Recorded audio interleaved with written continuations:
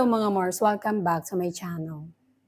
Share ko lang sa inyo ang ipinost ni Christine Reyes one day ago sa kanyang Facebook page na may caption, "Tahimik pero totoo."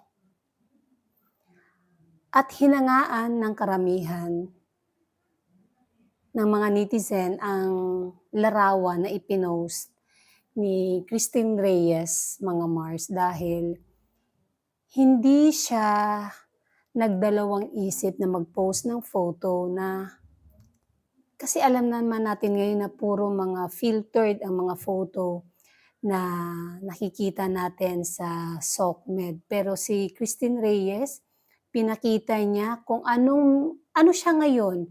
No filtered ika nga ang kanyang video at photos na in-upload niya. Makikita nga doon yung mga stretch mark niya, yung mga fine lines niya na meron na rin siya.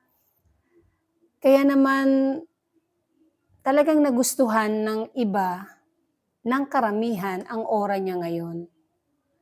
Dahil nga, nakakasawa kasi minsan yung puro filtered ang nakikita mong picture. Ito, totoo talaga. At ang ganda ng aura niya dahil medyo nagkalaman siya ngayon. Unlike nung dati na medyo skinny, ngayon nagkalaman talaga siya. Ang ganda. Mas lalo siyang gumanda kung anong aura meron siya ngayon. Yun. Di ba? Talagang Women's Month. Di ba?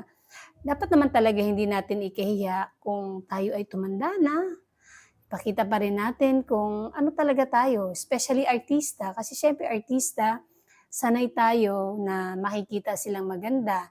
Kaya takot sila magpakita sa kanilang totoong itsura yung ibang artista. May mga artista, pinipili nila na kung ano sila, yun talaga sila.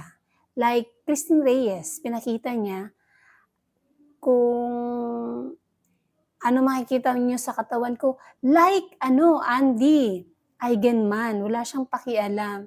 Kahit sa mga photos na pinakita niya, video, kahit ang dami niyang stretch marks sa tiyan, sa legs, hindi siya nahihiya. Kasi yun talaga yun eh.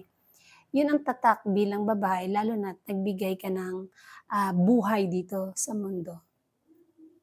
And that's it mga Mars. Thank you for watching this video. Please like, comment, share, and subscribe for more scoops. Bye!